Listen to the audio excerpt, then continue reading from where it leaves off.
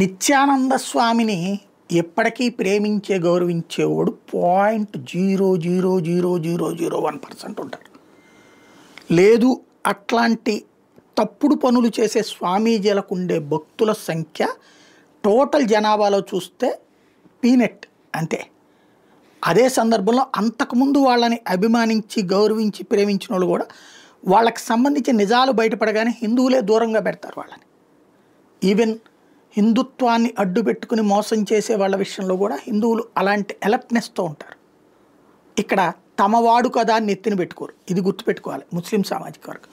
ఎందుకంటే ప్రశాంతంగా ఉన్నటువంటి ముస్లింల జీవితాల్లో ఒక జకీర్ నాయక్ లాంటి వాడి మనస్తత్వాలు కావచ్చు, లేదంటే గనక మత విద్వేషాలు రెచ్చగొట్టేటటువంటి కొంతమంది మత గురువుల పేరుతో, లేకపోతే ఇన్ఫ్లుయెన్సర్ల పేరుతో, లేకపోతే మత పెద్దల పేరుతో మాట్లాడతా హిందుత్వ ద్వేషాన్ని పెంచుతూ ముస్లిం మతస్థుల్ని రెచ్చగొట్టేటటువంటివి కానీ జాగ్రత్తగా వాడుతున్నారు.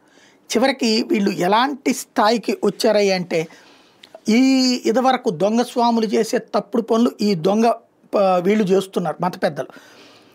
జామ్ అని కనుక నీ ఎలక్ట్రిసిటీ మీటర్ మీదన రాస్తే నీ బిల్లు తగ్గిపోతుంది. ఇది ఒక ఇస్లామిక్ పండితుడు చెప్పినటువంటిది, ఇప్పుడు సోషల్ మీడియాలో వైరల్ అవుతున్నటువంటిది.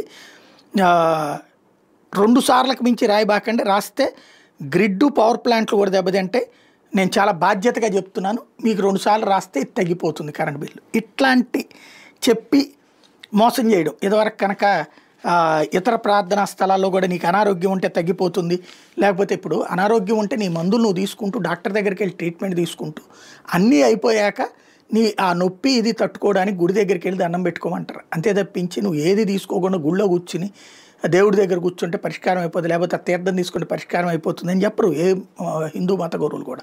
తేడా అదే. వీళ్ళు అట్లాంటిది క్రైస్తవ మత గురువులు కావచ్చు వీళ్ళు కానీ చేస్తున్నారు.